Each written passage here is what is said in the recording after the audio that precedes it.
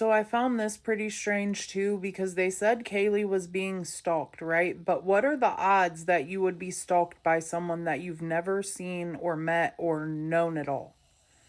While most stalking involves someone known to the victim, like an ex partner or acquaintance, a significant minority of women are stalked by strangers, with estimates suggesting 15 to 23% of victims are targeted by strangers, while roughly 1 in 3 women will experience stalking by someone they know in their lifetime.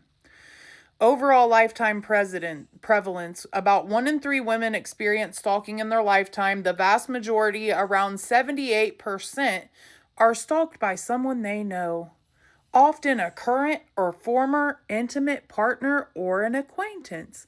Huh.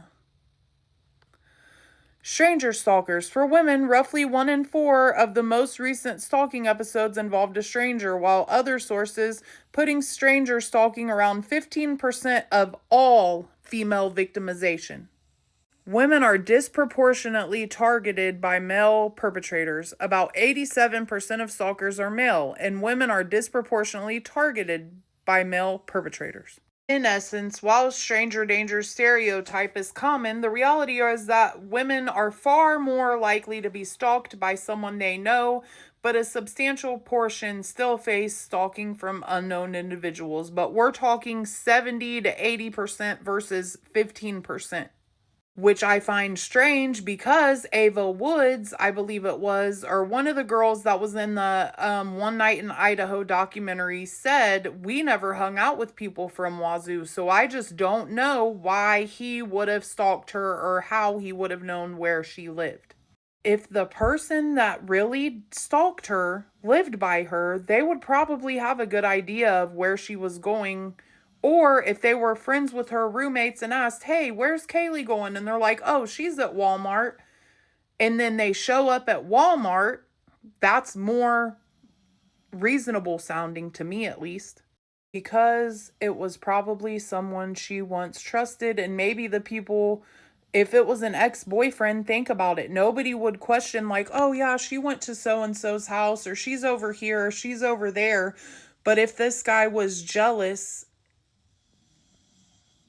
have you guys ever dated a jealous man or left a narcissistic psychopath? It just makes no sense the other way. It makes no sense that a total stranger would just see someone and be like, yeah, I think I'll stalk her now. And he didn't have any type of past history. Yeah, people might have said he was strange, but that's up to your own interpretation. People probably think I'm strange sometimes. That's fine. Everyone's entitled to their own opinion.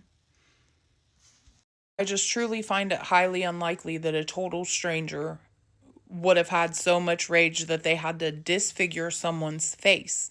That's a personal attack, and the fact that some of the victims were covered up. I want you guys to also think about this. Covering a murder victim with a blanket may indicate the perpetrator felt a degree of empathy, shame, or respect for the victim even after committing the act. Emotional connection or remorse. The act suggests the killer may still have some attachment to the victim or feels remorse for their actions. It is a humanizing act in an otherwise dehumanizing crime.